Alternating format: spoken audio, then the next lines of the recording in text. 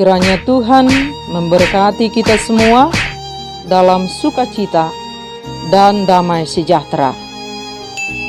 Amin. Bapak, Ibu, dan Saudara sekalian, firman Tuhan yang menjadi renungan bagi kita, Zefanya pasal 3, ayat 14 sampai dengan ayat yang ke-20. Demikian firman Tuhan.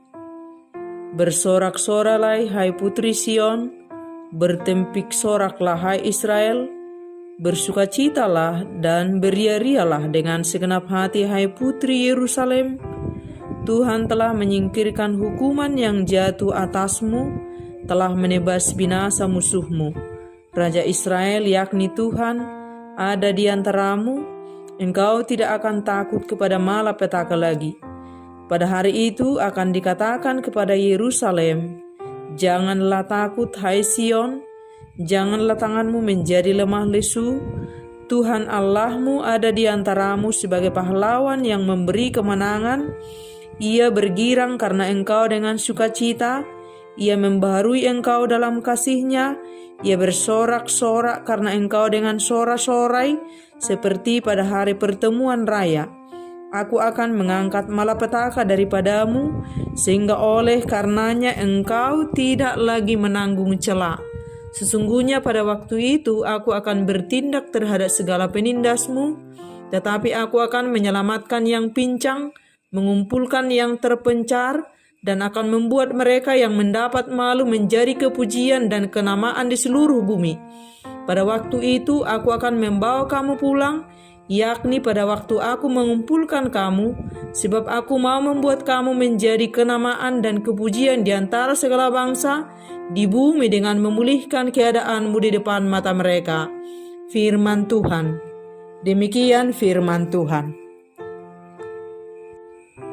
Bapak, Ibu, dan Saudara sekalian, saat ini banyak orang semakin sulit untuk bersuka cita karena banyak yang harus disusahkan setiap hari. Pagi hari dimulai dengan susah hati, dan malam hari ditutup dengan susah hati juga. Sepanjang hari, tiada hari tanpa susah hati. Dan jika ini diteruskan secara terus-menerus, sia-sialah arti hidup yang sesungguhnya yang telah diberikan oleh Tuhan kepada kita. Apa itu hidup yang sesungguhnya? Hidup yang sesungguhnya adalah hidup yang selalu bersyukur kepada Tuhan, hidup yang mengabdikan diri hanya untuk Tuhan, hidup yang bekerja, berbuat, berperilaku baik hanya untuk Tuhan dan karena Tuhan. Dan ini akan menjadi mudah kita lakukan saat kita berserah dan mempercayakan hidup kita di atas tangan kuasa Tuhan, Tuhan yang hidup melalui diri kita. Yang membuat kita selalu susah hati adalah saat kita hidup menurut pikiran dan kekuatan kita sendiri, sementara kekuatan kita lemah, terbatas, dan tak terandalkan. Betul, dalam hidup kita ini, tidak semua jalan yang kita jalani selalu mulus dan lancar. Kadangkala kita bisa terjatuh, bahkan pada satu waktu kita bisa jatuh pada keterpurukan. Terkadang kebalikan dari apa yang kita harapkan yang datang pada hidup kita, dan itu bisa membuat kita menjadi lemah dan takut. Untuk hal inilah kita sangat penting meletakkan hidup kita pada pondasi yang teguh, yakni di dalam iman percaya kepada Tuhan Yesus Kristus. Sedia payung sebelum hujan, bangun iman kita sebelum badai topan datang. Firman Tuhan berkata kepada kita semua, bersukacitalah senantiasa. Untuk inilah kita dipanggil oleh Tuhan di dunia ini, bahwa selama hidup kita akan selalu dihadapkan pada dua sisi kehidupan yang berbeda dan berlawanan. Satu waktu kita bisa berdiri di jalan yang mulus dan lancar, tetapi satu waktu kita bisa berdiri di jalan yang sulit terjal dan berliku-liku. Tetapi apapun yang terjadi dalam kehidupan kita, Tuhan selalu sayang kepada kita. Tuhan selalu peduli dengan kita. Tuhan akan tetap maha baik untuk kita. Tidak ada alasan bagi kita untuk tidak bersuka cita jika kita menyadari bahwa Tuhan selalu ada sebagai pembela dan penolong dalam kehidupan kita. Bagian kita adalah pastikan kita selalu ada bersama-sama dengan Tuhan. Sepanjang nafas berhembus, bersyukurlah senantiasa kepada Tuhan. Berkat termahal adalah rasa syukur yang tulus untuk Tuhan sepanjang hidup kita. Jika kita mampu bersyukur dalam segala waktu, menyaksikan dan menghitung segala kebaikan Tuhan dalam kehidupan kita, dan memuji Tuhan, apakah lagi yang harus selalu kita susahkan? Tuhan telah memberikan kemerdekaan yang sempurna untuk kita. Dengan pemeliharaan atas hidup kita telah dijamin Tuhan dengan tanpa batas. Tangannya lah yang menjaga kita setiap waktu. Kuasanya lah yang melengkapi kita senantiasa atas segala kekuasaan jahat di dunia ini. Kekuatannya lah yang menopang kita atas semua keterbatasan kita. Kasih-Nya lah yang menggembalai kita sepanjang perjalanan jauh kita di dunia ini. Semua yang berasal darinya adalah kebaikan untuk kita selalu dan selalu. Masihkah kita enggan menjadi pribadi yang selalu mengucap syukur kepadanya dalam sukacita? Masihkah kita enggan bersorak-sorai senantiasa kepadanya, bertempik sorak kepadanya? Mari kita hilangkan rasa susah di hati kita. Mari kita hilangkan mulut yang bersungut-sungut. Mari kita hilangkan rasa kekhawatiran kita yang berlebihan. Mari kita hilangkan keluhan kita, ketakutan kita. Sebab semua itu akan melemahkan kita. Rasa syukur di hati itu akan selalu menjadi kekuatan bagi kita. Bersukacitalah senantiasa, karena itulah yang diinginkan oleh Tuhan. Sebab hidup kita hari ini, esok, dan yang akan datang, semua di atas kendali tangan Tuhan. Dan Tuhan akan selalu memberi yang terbaik untuk kita. Terkadang pada satu waktu, Tuhan izinkan kita berjalan dan berdiri pada jalan yang terjal berliku, buntu, seakan-akan tidak ada jalan lagi buat kita. Jika ini terjadi pada hidup kita, tetaplah sukacita di dalam Tuhan. Tetaplah percayakan hidup kita kepada Tuhan.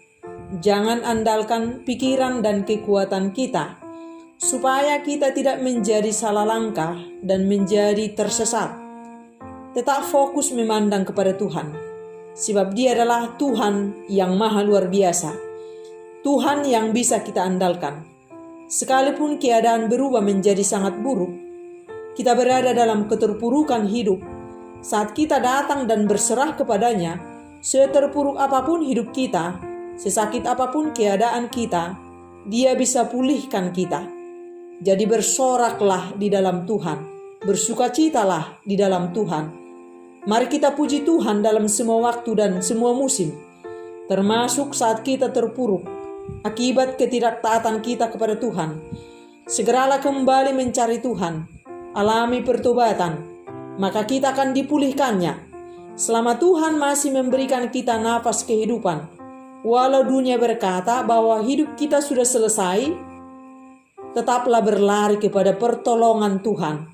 Tetaplah fokus mencari wajah Tuhan. Akan selalu ada jalan bagi setiap orang yang datang dengan sungguh-sungguh mencari Tuhan, sekalipun sedang mengalami krisis kehidupan. Yesus Kristus sudah datang ke dunia ini untuk memberi pengampunan kepada kita. Hukuman yang seharusnya kita pikul telah diambilnya, dan Dia pikul sendiri supaya kita dimenangkan. Musuh kita sudah dikalahkan dan Dia memberi kita kelimpahan hidup, dan Dia ada bersama-sama dengan kita.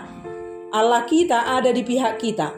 Bersorak-soraklah hai Israel, hai putri Sion, yang sudah ditebus dengan darah Kristus. Bersukacitalah di dalam Tuhan. Pujilah Tuhan dalam kehidupan kita. Mari kita miliki Tuhan dalam kehidupan kita. Letakkan hidup kita pada kuasa dan kekuatan Tuhan.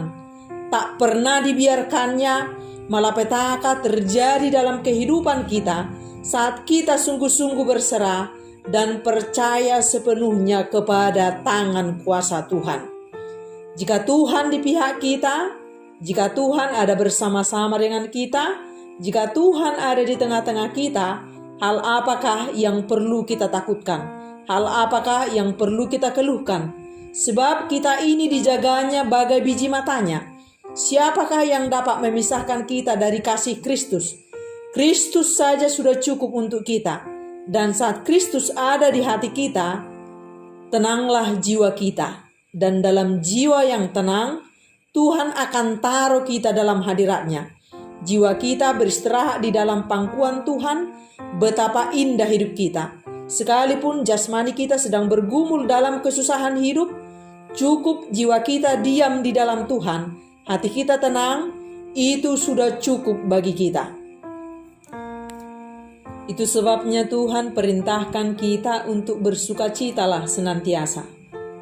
Dan dalam firman ini menjadi ajakan juga bagi kita semua untuk bersorak-sorai, bergembira di dalam memuji Tuhan.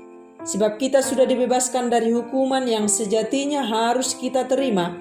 Tetapi atas kasih karunia Tuhan, kita dibebaskan dari hukuman kita, yang seharusnya binasa, tetapi menjadi hidup, yang telah mengambil roh ketakutan dan memberi kita roh kekuatan. Semua telah dikalahkan oleh Tuhan melalui kedatangannya ke dunia ini dan memberi kita kelimpahan hidup.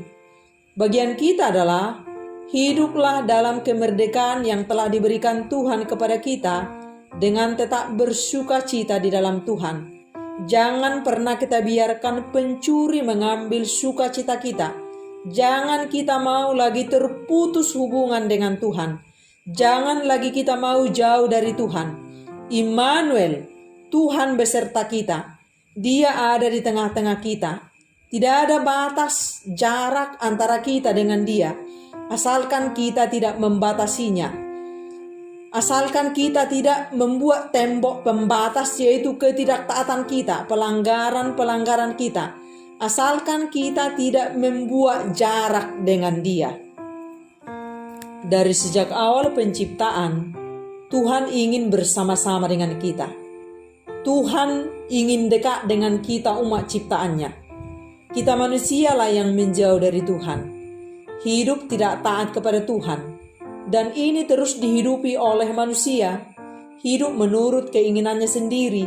Sehingga menjadi tersesat, terbuang, menderita, dihukum akibat ketidaktaatan dan keinginannya sendiri.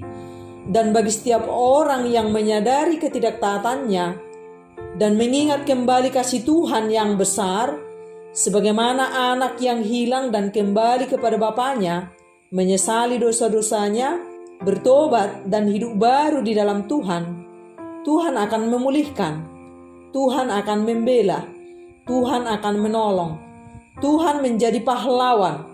Oleh sebab itu, bersukacitalah, bersorak-sorailah. Dan perlu kita ingat, selama kita hidup, kita akan terus diproses oleh Tuhan.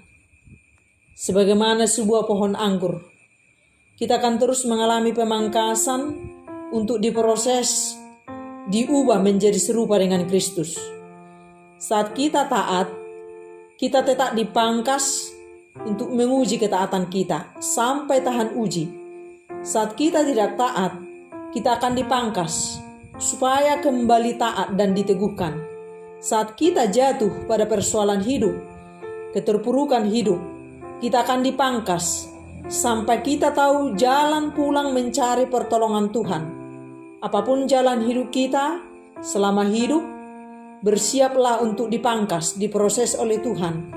Tujuannya semua untuk kebaikan, kebahagiaan kita, supaya kita kembali hidup dekat bersama-sama dengan Tuhan dan kita mengalami kelimpahan hidup di dalam Tuhan, dipenuhkan dalam harta rohani dari Tuhan, dan bersama Tuhan kita dimampukan hidup bersorak-sorai.